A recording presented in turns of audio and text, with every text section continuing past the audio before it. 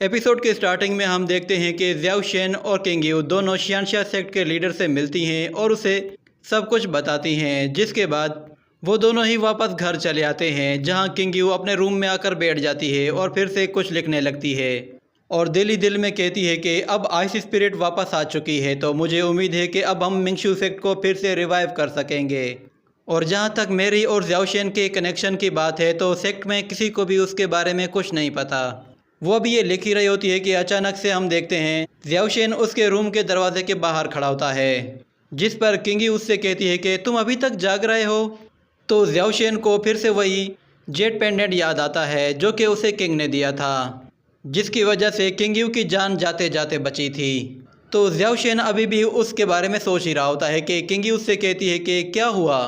वो उसके साथ बाहर चली जाती है, जिसके बाद हम देखते हैं कि वो दोनों एक जगह आकर खड़े हो जाते हैं, जहां किंग यू उससे दोबारा पूछती है कि मुझे बताओ तो सही, आखिर मसला क्या है। तुम्हें तो एम्परर ने यहाँ पे रुकने के लिए कहा है क्योंकि तुम अपनी तलवार खो चुके हो, शायद तुम्हें अपनी फैमिली की याद आ रही होगी। तो ज़्याओ शेन उससे कहता है कि मैं 6 रियल्म्स में से कभी भी किसी चीज़ को मिस नहीं करता, मैं बस किसी चीज़ के बारे में जानना चाहता हूँ जो कि मैं समझ नहीं पा रहा। तो किंग यू कहती है कि क्या वो कोई अजीब सी चीज़ है। तो ज़्याओ शेन कहता है कि हाँ शायद। तो किंग यू कहती है कि क्या कोई ऐसी भी चीज़ है कि जो देवताओं को भी नहीं मालूम। तो किंग यू उसे अपनी पास्ट लाइफ के बारे में बताती है और उससे कहती है कि जब मैं बहुत छोटी थी तो मेरे पेरेंट्स की डेथ हो गई थी और मैं छुप छुप कर रात को बाहर आकर स्टार्स को देखती थी और मुझे लगता था कि शायद वो स्टार्स मेरे पेरेंट्स हैं, मगर मुझे यकीन नहीं आता था। इसके बाद तुमने मुझे बताया कि लोग मरने के बाद अंडरवर्ल्ड में चले जाते हैं, ना कि वो स्टार्स बनते हैं। पर मुझे अच्छा लगता अगर वो लोग सच में स्टार्स बन जाते तो मैं उनसे आसानी से बात कर सकती और उन्हें कहीं से भी देख सकती थी। उन्हें देखकर ही मुझे सुकून मिलता है और मुझे अच्छी नींद आती है। तुम्हें भी एक मर्तबा ये ज़रूर ट्राई करना चाहिए। यूँ समझ लो कि आसमान में मौजूद सितारे तुम्हारे पेरेंट्स हैं, तुम्हें उनसे बात करनी चाहिए। तो ज़्याओ शेन उससे कहता है कि मेरे कोई पेरेंट्स नहीं है और ना ही मैं किसी से बात कर सकता हूँ। ये सुनकर किंग यू थोड़ा सा हैरान होती है और उससे कहती है कि क्या वाकई में तुम्हारे पेरेंट्स नहीं हैं। और फिर वो ज़िक्यू के बारे में कहती है कि वो तो एक चूज़न चाइल्ड है, उसके पेरेंट्स तो लाजमी होंगे। तो ज़्याओ शेन उससे कहता है कि ठीक है, तुम जाओ और आराम करो। जिसके बाद ये सीन यहीं पे कट होता है। अगले सीन में हम देखते हैं मुआन भी जाग रही होती है और वो अपने घर के बाहर एक जगह झूला झूल रही थी, जिसके बाद अचानक से उसे कुछ आवाज़ सुनाई देती है, जिस पर वो थोड़ा सा डर जाती है। मगर फिर हम देखते हैं कि अचानक से वहाँ पे सांग यू आ जाता है, जिसे देखकर मुआन कहती है कि तुम यहाँ छुप छुप कर कैसे आ गए।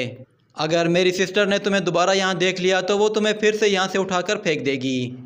तो सांग यू से कहता है कि तुम घबराओ मत, मुझे यहाँ के रूल्स के बारे में पता चल चुका है कि अभी इस वक्त कोई भी यहाँ पे पहरेदारी नहीं दे रहा।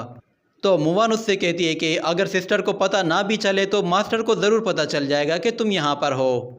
तो सांग यू से कहता है कि तुम घबराओ मत, तुम्हारी मास्टर इस वक्त शायद फोर्स फील्ड पर अपना फोकस किए हुए होगी और उसका ध्यान हमारी तरफ बिल्कुल भी नहीं होगा। तो वो लोग थोड़ी देर रुक के वहाँ पे बातें करते हैं, जिसके बाद सांग यू को किसी के आने की आवाज़ सुनाई देती है। तो वो मुआन से कहता है कि चलो जल्दी से यहाँ से चली जाओ। ये कहकर वो खुद भी वहाँ से भागने लगता है। मगर फिर हम देखते हैं कि अचानक से शियानशा सेक्ट की मास्टर वहाँ पहुँच जाती है और वो उसे अपनी एनर्जी से खींचने लगती है।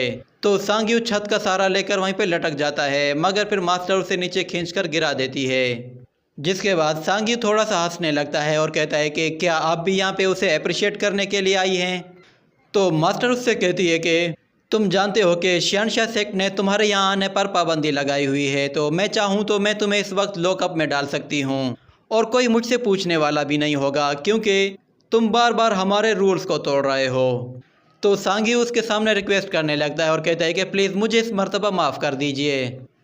तो मास्टर उससे कहती है कि मैं जानती हूँ कि तुम्हें क्या चाहिए और इस मर्तबा मैं तुम्हें माफ़ कर रही हूँ, तुम्हें जो चाहिए था वो ये है।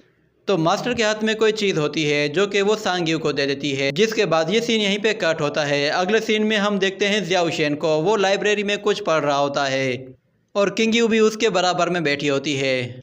और फिर थोड़ी देर में मास्टर भी वहाँ पे आ जाते हैं। जिसके बाद हम देखते हैं कि ज़्याओ शेन उस किताब को पढ़ते हुए क्योलोंग का नाम पुकारता है। जिसके बाद वो समझ जाता है कि ये किताब असल में किंग यू की डायरी है और वो उससे कहता है कि सिस्टर शायद ये आपकी डायरी है।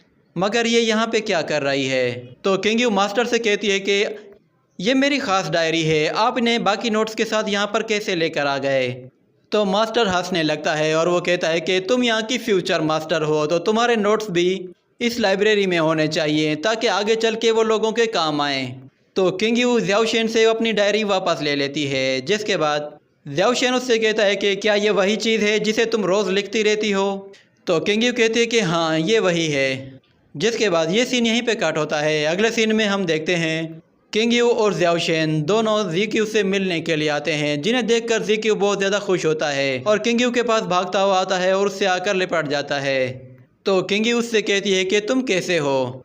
तो ज़ीक्यू कहता है कि मैं बिल्कुल भी ठीक नहीं हूँ, मैं यहाँ से बाहर नहीं जा सकता, मुझे बस इस खिड़की से सब लोगों को देखना होता है, मैं बस यहीं पे रहता हूँ और बोर हो जाता हूँ। मगर फिर किंग उन लोगों से कहता है कि आप लोग बहुत दूर से आए हैं तो थक गए होंगे, चले मेरे साथ, मैं आपको एक और रूम में ले चलता हूँ, वहाँ बैठकर हम लोग बातें करेंगे। तो किंग उन्हें एक और रूम में ले आता है, जिसके बाद वो किंग यू से बातें करने लगता है और उससे कहता है ये जानकर बहुत ही खुशी हुई कि तुमने उस आइस स्पिरिट को अपने साथ मिला लिया है, क्योंकि ये चीज़ मिंगशू सेट के लिए बहुत ज़्यादा फ़ायदेमंद होगी।